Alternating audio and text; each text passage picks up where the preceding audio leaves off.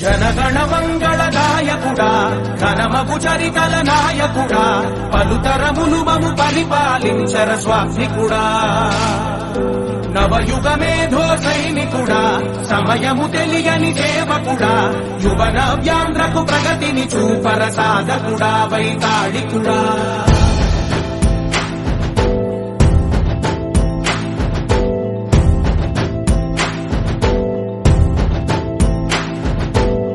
ప్రతి ఇల్లు నిన్నే నిన్నే పిలిచింది ప్రతి గడప నీకే స్వాగతమంటోంది